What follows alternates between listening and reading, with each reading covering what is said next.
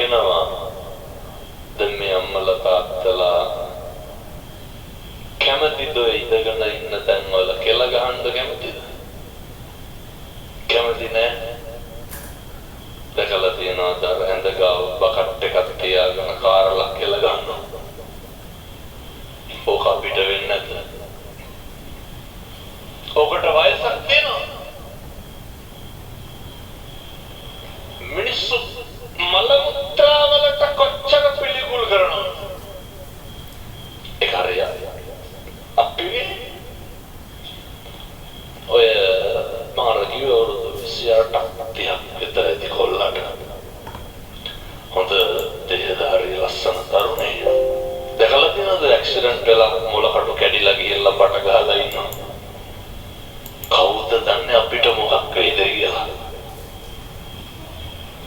ඉන්නකොට අර එකපාරම බුද්ධ මාර්ගි පිළිකාවක් ඇවිල්ලා මම යනකොට අර බඩට බටයක් දාලා අර පැකට් එකක් එල්ලලා තියෙනවනේ මල පහයන්. ඒ පැකට් එක එල්ලගෙන පිගානතේ තියාගෙන බත් කනවා. කියමු බලන්න. පිරිමහන්න තියෙන වෛරය මොකක්ද? මොකක්ද පිරිමහන්න තියෙන වෛරය? අනේක එක්ක පැනගෙන අඬ දබර වෙලා කුණුහරුප කියලා තාතෝ කියලා මොකක්ද බේරගන්න තියෙන ඉතිරිවාදිකම? දුක් විඳලා මැරෙන්න බලහගෙන ඉන්න අපි මාස ගණන් ලෙඩ ඇඳේ නොනා ඉන්න වෙන්නත් නොනා ඉන්න වෙනවා. මෙහෙම වෙන්න තියෙන අවුරුදු 400 ජීවත් වෙනවා නම් ගැටලුවක් නැහැ. මේකේ මරාගෙන නෙමෙයි මේකේ තම්බගෙන කෑවත් මට කමන්නේ. අපි මැරෙනවනේ වෙන්න තුනේ. ලැජ්ජනදෝ කියනවනේ මැරෙන්න බය නැහැ කියලා. කොට්ටය කල්ලන් රොණහයට බලන්න. අයින් කරගන්න එපාද කියලා කියන බලන්න. ඔය කිව්වට මතකද යහපන් ආණ්ඩුවේ පාකිස්තානයේ එල්ලුගහට කඹයක් ඕඩර් කරා. බන්තනාගාර මාධ්‍ය ප්‍රකාශක කියනවා වාට්ටු හොදන්න උනලු. ඇයි? බඩේලී ගියා තේරෙනවා. කවුද මරන්න බය නැති වෙන්නද? ඔය මොන කෙරුම මරන්නට බයයි. අන්තිම මොහොතේ මොකක්ද මතක් වෙන්නේ? අන්තිම මොහොතේ අපිට සිහිපත් වෙනවා ප්‍රපී විප්‍රයෝගෝ දුක්ඛෝ. දැන් මේ අම්මලාට තාත්තලාට පුළුවන්ද ගෙදරින් එළියට ගිහලා සතියක් විතර ඉන්න පුළුවන්? කියනවා නේද නිදි පොළ මාරුනාම නිින්ද යන්නේ නැහැ කියලා. නිින්ද නෙමෙයි සමහරවිට වැසිකිලි යන්නේ නැහැ වෙනේ වගේ. නැහැ තියෙනවා. අර මගේ සරම මගේ චීත්තේ මගේ ඇත්තේ මගේ ලිප මගේ පිගාන ඔය මගේ හක්ටි මොට්ටි කියලා හොම ටිකක් ගෙදර අපේ තියෙනවනේ.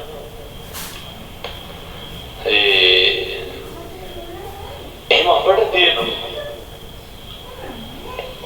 මරණකොට මොනවාද මතක් වෙන්නේ? සුමහානේ පිට ගිහිල්ලා ඉන්න බැරි අපි මරණා කියලා මතක් වුණා. අර චිත්තක්ෂණයක් ඇතුළත මරණ බය දැනෙනවා. එතකොට ඔය මොන කෙරුමක් වෙන්නතුනි අසරණයි. මොකක්ද කියන අසරණකම? සංසාරයේ මිනිස්සු වෙලා උපදින්නේ කියලා මතක් වෙනවා. තිරිසන් ලෝක පේනවා. දුක් විඳින්න වෙනවා. බඩගින්නේ ඉන්න වෙනවා. ගල් ගහනවා මිනිස්සු පොළු වලින් ගහනවා මරනවා. තුවාල වෙනවා. තුවාලයක් වුණාම සතෙකුට කුණු වෙලා මරණකම්ම කවුද බෙහෙත් දාන්නේ? කොච්චර දුක් විඳින්න වෙනවද? ඒ නිසා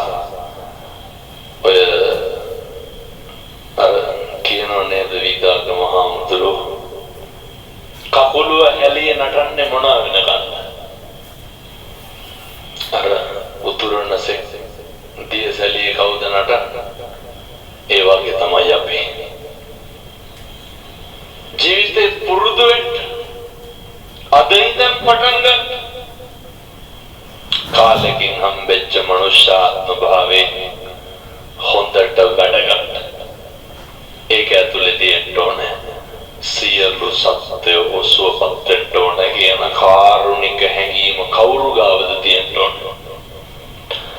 පොඩි එකාගේ ඉඳන් හැම කෙනෙක් තුලම තියෙන්න ඕනේ. මෙහෙම රටක් නෙමෙයි අපිට ඕනේ. අනෙකගේ වරද්දට අනුකම්පා කරන්න පුළුවන් තෙතමනයක් තියෙන හදවතක් තියෙන්න ඕනේ. එහෙම හදවතක් තිබ්බනම් ඔය මරා ගන්න එක නවතින්නද? නවතිනවා. පින්නතුනේ අනෙකාගේ තියෙන කුලප්පුවට ඇවිස්සිල්ලට අපේ ආත්මය විනාශ කරගන්න එපා. ඔය පෞගේ දවස්වල පන්සලට ආවා තරුණ අක්කා කෙනෙක් අවුරුදු 35ක් විතර ඇති. හරි අසරණයි. අල්ලගෙන තමයි ආවේ. මම ඇහුවා මොකද කියලා. ඒ අක්කා කියනවා හාමුදුරුවනේ මගේ ඇස් පේන්නේ නැහැ කියලා hina වෙලා තමයි කිව්වේ. මම ඇහුවා කොච්චර කාලයක්ද දැන් ඇස් පේන්නේ නැත්තේ? අවුරුදු 5ක් විතර කිව්වා. අවුරුදු 5ක් විතර ඇස් පේන්නේ නැත්තේ. දවසක් උදේ නැගිටලා ගෙදර ස්විච් එක දානකොට කරන්ට් එක නැහැ කියලා කෑ ගැහුවලු. ඇයි ඒ? අර කළුවරයින් කියලා පිටිය අත ගාලා ස්විච් එක දාලා. ඇත්තටම මොකද්ද වෙලා තියෙන්නේ? ඇස් දෙක පේන්න තු කියලා. නිදාගෙන ඉඳලා නැගිටිනකොට ඒ දේ වෙන්න පුළුවන්. නිදාගෙන ඉඳලා නැගිටිනකොට මොකක් වෙන්න බැරිද? එක තප්පරයක්වත් අකුසලයට යොමු කරන්න එපා. මට කියනවා පහන් පූජාව තියන්න ඕනේ. තියලන්තිමේට කියනවා ආමුදුරනේ ඒත් ඉතින් මට ඔබ බලා ගන්න බෑනේ නේද කියලා. ඇස් දෙකේ වටිනාකම දැනিলা තියෙනවද? කවදාවත් බුදු පිළිමයක් බලා ගන්න පුළුවන් වෙන්නේ ඇස් පේනකම් විතරයි. හාමුදුරු කෙනෙක් දැක ගන්න වෙන්නේ මලක් පහනක් තියා ගන්න වෙන්නේ කෙනෙකුට උදව්වක් කරලා ඒ මනුස්සයා උදව්වේ ප්‍රතිඵල ලබනවා බලලා සතුටු වෙන්න පුළුවන් වෙන්නේ මොකක්ද තියෙනවද? ඇස් දෙක පේනකම් විතරයි වෙන්න තුනේ. ඇයි ඉතින් තව පරක්කු වෙනවා? ඇස් දෙකෙන් හොදට වැඩ ගන්න. හැමදාම ඇවිදින්න බෑ. කකුල් දෙකෙන් හොදට වැඩ ගන්න. අවිනිශ්චිත ජීවිතය තුල ගොඩනගන්න ස්ථාවර කිසිම දෙයක් නැහැ. අත්තාහි අත්තනෝ නත්ති කුතෝ පුත්තෝ කුතෝ ධනං. අපිට අපිවත් නැති කල කවර ධනයක්ද කවර පුතුද හැම එකක්ම නැති වෙනවා. ඔයත් මේ වෙනකොට ඔය කටින් කී පාරක් කියලා දෙනවද? මම නම් හිතුවේ නෑ ඌ එහෙම කරයි කියලා නේද? අර ළඟම හිටපු මිනිස්සු රිද්දලා නැද්ද? වෙනස්කම් කරපු තරම කෙරුවේ ඈතින් හිටපු මිනිස්සුද ළඟින් හිටපු මිනිස්සුද? ළඟින් හිටපු මිනිස්සු. අපිට ඔය බජාර් භාෂාවෙන් නම් ඕට විවිධ වචන කියනවා. අපිට කැත වැඩ කෙරුවා නම් කෙරුවේ. අපිට විරුද්ධකම් කෙරුවේ. අපි උදව් කරපු මිනිස්සුද උදව් නොකරපු මිනිස්සුද? නිකමට හිතලා බලන්න. අපෙන් කාපු මිනිස්සුමයි. ඒකෙන්ද එහෙමයි අදත් එහෙමයි. ළඟම හිටපු මිනිස්සු තමයි අපි විනාශ කරන්නේ. එහෙනම් හින්දා හොඳට සිහිය තියාගන්න ඕනේ. අපි ප්‍රතික්‍රියා කරන්නේ ඒ ළඟම හිටපු මිනිස්සුන්ගේ වෙනස් වීම දරා ගන්න බැරි වුණා. එක්ක බයිනවා, ගහනවා, එක්ක අපි මැහි තෙල් බොනවා, බෙල්ලවල දා ගන්නවානේ. මොකටද කරන්නේ? අර කාගේවත් වෙනස් වීමකට අපි උත්තර දෙන්නේ කොහොමද? එක්ක ඒක මරණය නැත්තම් අපි වැරෙනවා. අපි වෙනස් වෙන ලෝකයේ අනුන්ගේ වෙනස් වීම දරා ගන්නට කම්පිතව ජීවත් වෙන්න. මේකෙන් කිව්වට ටිකක් අමාරුයි. ඒ වුණාට ඒක තමයි මේකේ හැටි. හැම වෙලේම හිතන්න. ඔය හොඳයි කියලා කියනව නේද අපි? පරිස්සම් වෙන්න ඕන හොඳේ ඕනෑමට වැඩිය හොඳයි කියන මිනිස්සු. ආය කෙලවලා නෑපත් නැති වෙන අනිත් පැත්තට. ඒ හින්දා මේවා දැනගෙන ජීවත් වුණහම අපිට පුළුවන් ලෝකෙ පෙරළුණක් නිශ්ශබ්ද වෙන්න. ආදරණීය දරුවන්ට දෙමව්පියන්ට සේපත් කරන්න. නිරන්තරයෙන් බුද්ධානුස්සතිය වඩන්න. බුදුහාමුදුරුවෝ ගැන හිතේ තියාගන්න. අද ඉඳන් කවුද හිතේ ඉන්න ඕන? බුදුහාමුදුරුවෝ. නත්ති මේ සරණං අඤ්ඤා ධම්මෝ මේ සරණං වරං. නත්ති මේ සරණං අඤ්ඤා ධම්මෝ මේ සරණං වරං. ධර්මයෙන් තොර සරණ, ධර්මයෙන් තොර පිහිටක් අපිට තියෙන්න හේතුවක් නැහැ. මේ වස්තුම් මාසය, මේ වස් කාලය ඕකට හරි උචිතයි. දැන් කටින පින්කම් එහෙම තියනවනේ නේ. ඕවා සැලකිලියක් එහෙම කරගන්න. මේ නේද මගේ බණක් යනවා ජාතික රූපවාහිනිය කටිනේ ගැන මම කියනවා. ඊට කලින් මාතරට කියනවා මේක. ඔය මට අය බණවලට කියනෙකුත් නෑ, මම මේක කියලා තමයි යන්නේ. ඇදහිටි ගෙවල් ගානේ බුදියාගෙන ඉඳලා කටින පෙරහැරවල් යනවද මේ පැත්තේ? යනකොට දුවගෙන ගිහිල්ලා රුපියල් 50ක් දාලා වදිනවා.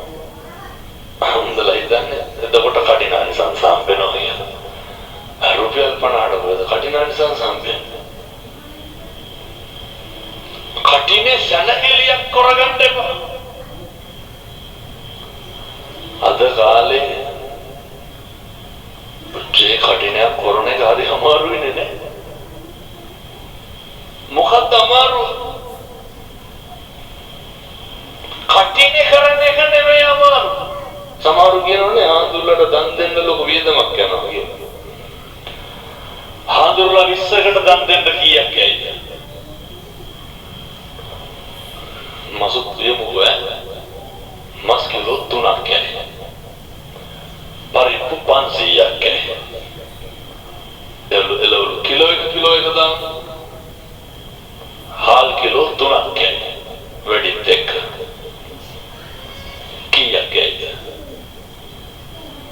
ආඳුල්ලට දන් දෙන එක නෙමෙයි අමාරු, මේ ගම් පිටින් කණ්ඩ දෙන එකයි අමාරු. ආඳුල්ලට දන් දෙන්න ප්‍රශ්නයක් නෑ. කටිනේ කරන්න පුළුවන්. මේක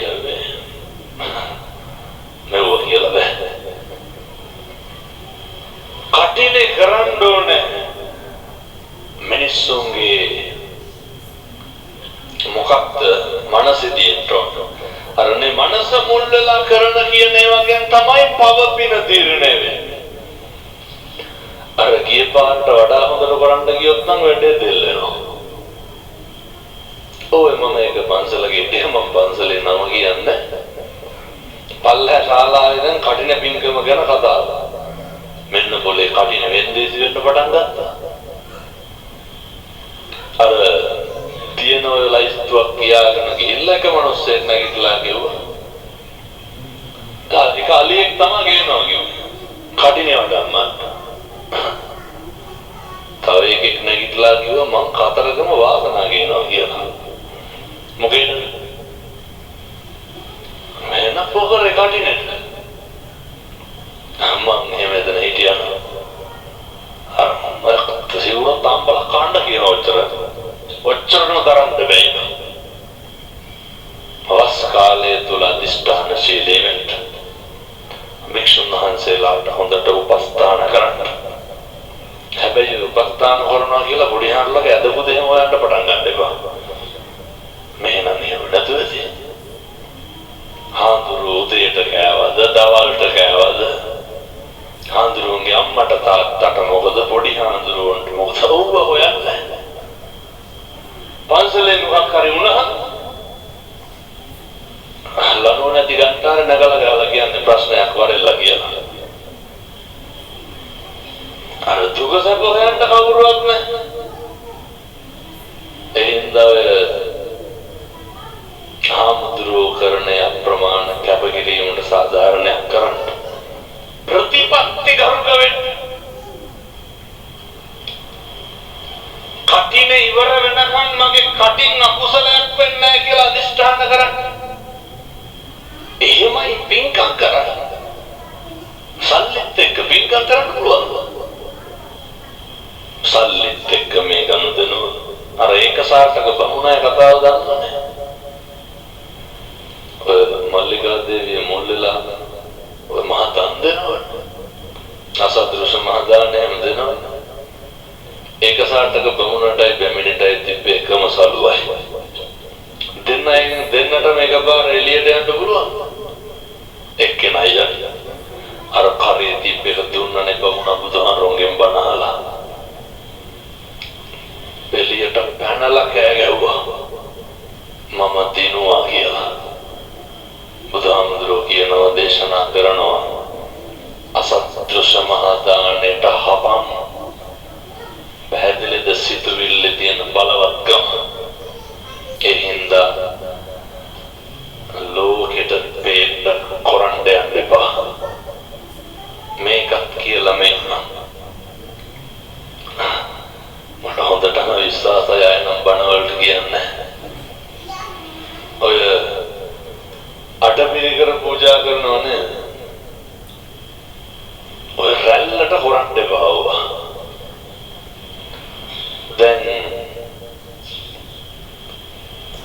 ඇඳගෙන ඉන්න ඇඳුමට කීයද? 2000ට වැඩි. හාමුදුරුවන්ට තට්ටුවක් දාලා අටපිරිකර ගන්න කීයද? මේ කීයද යන්නේ? නෑ 3000. ඔය බොරු වැඩ. හොඳටම දන්නවනේ ඔක ඇති දෙයක් නෑ කියලා නේ. විගණන කීයද? 500ද නේ? ඊට වැඩි. දැන් සිවුරක් කීයද හාමුදුරුවෝ ඇඳගෙන ඉන්නේ? කොහොමද කට්ටලේ 15000ක් විතර වෙනවා. 8ක් කොහොමද 3000ට ගන්නේ? දන්නා එක වැඩක් නෑ කියලා.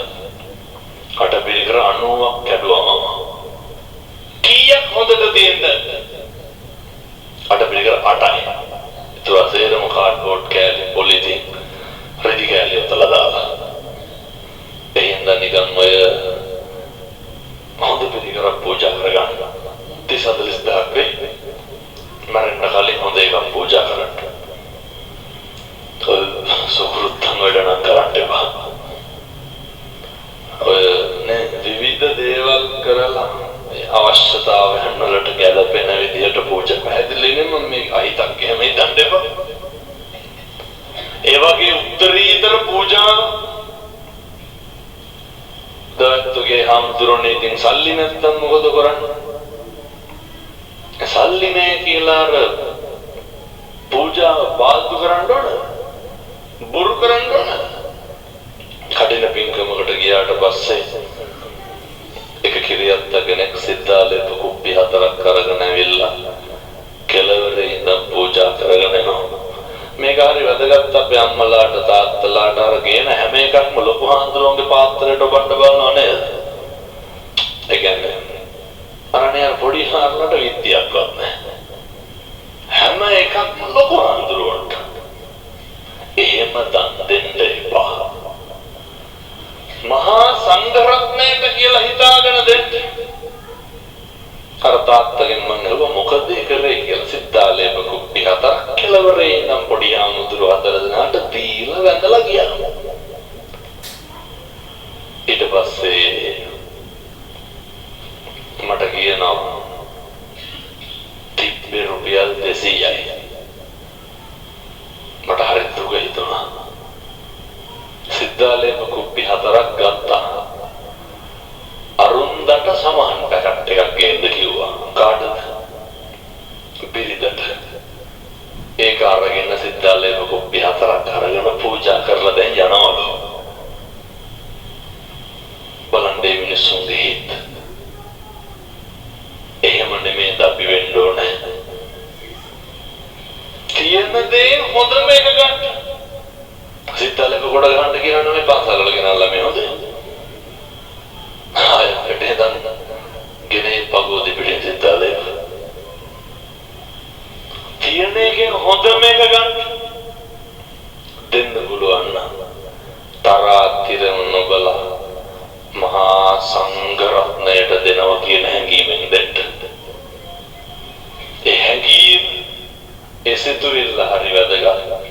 එතනදී තමයි පව පින තීරණය වෙන්නේ. දැන් තීරුම් ගන්න. සල්ලිත් එක්ක මේක කරන්න බෑ. හදවතේ ඇති වෙන අප්‍රමාණ හැඟීම සත්‍යාව මත තමයි ඔය පින්කුසක් කරන්න පුළුවන්. මම ප්‍රාර්ථනා කරනවා මේ පින්වත් සියලු දෙනාට හෙට ඉඳන් ඔය සිතින් ඔය කයින් ඔය වචනේ එකදු අකුසලයක් සිද්ධ නොවේවා සාදු කියලා ප්‍රාර්ථනා කරන්න.